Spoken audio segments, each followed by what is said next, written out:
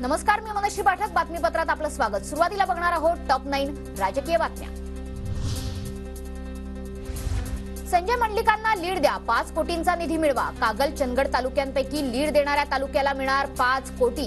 भाजपचे खासदार धनंजय महाडिक यांची अनोखी ऑफर. सगळ्यांना आवाहन करतो, अण्णा कागल तालुक्यापेक्षा जर जास्त तुम्ही लीड दिलं तर मी आणि संजय मंडलिक साहेब तुम्हाला 5 कोटी रुपये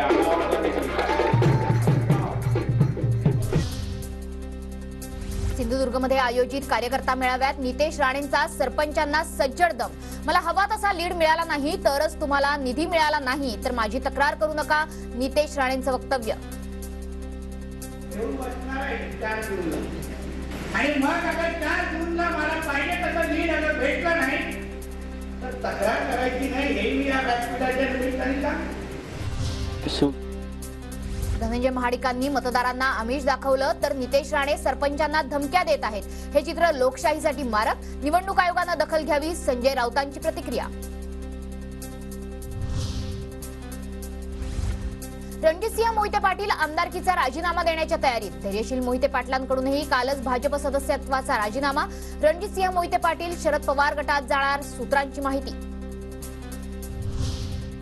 तर माढातून धैर्यशील मोहिते पाटलांचं नाव निश्चित झाल्याचं शरद पवारांनी सांगितलं. 14 तारखेला मोहिते पाटलांचा पक्षप्रवेश होईल आणि 16 तारखेला अर्ज भरणार. शरद पवारांच्या भेटीनंतर कार्यकर्त्यांची प्रतिक्रिया. मोदींनी संसदच ताब्यात घ्यावी पण मित्रपक्षांचा मान राखावा. शिंदे गटाचे नेते गजानन कीर्तिकरांचा भाजपला सल्ला.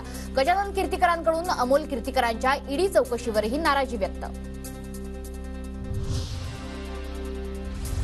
गजानन कीर्तिकरांनी महाराष्ट्रात पक्ष फोडण्याचं काम कसं झालं हे सांगितलं. शिंदे गटाला कोणती भीती दाखवली गेली, गजानन कीर्तिकरांच्या वक्तव्यातून हे दिसतं. जयंत पाटलांची प्रतिक्रिया. कीर्तिकरांचे म्हणणं फार महत्त्वाचं आहे असं मला वाटतं. त्यांनी या महाराष्ट्रात पक्ष फोडण्याचं काम कसं झालं हे त्यांच्या शब्दात सांगितलेलं आहे. शरद पवारांचा आधी सुद्धा एनडीएमध्ये जाण्याचा प्रयत्न. प्रफुल्ल पटेलांच्या दाव्यानंतर छगन भुजबळांचाही दावा.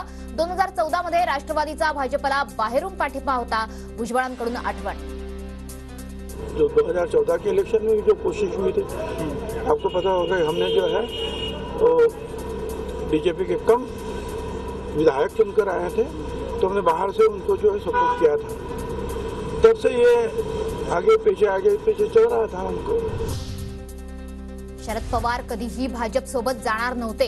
विचारसरणी बदलायची नाही ही पवारांची भूमिका होती, म्हणून काहींनी पक्ष फोडला. छगन भुजबळ पटेल यांच्या दाव्याला जयंत पाटलांचं उत्तर. प्रयत्न होते, ते तयार होते तर मग गेलेच असते ना. ते कधीच तयार नव्हते आणि पवार साहेबांनी ती विचारसरणी स्वीकारायला नकार दिला.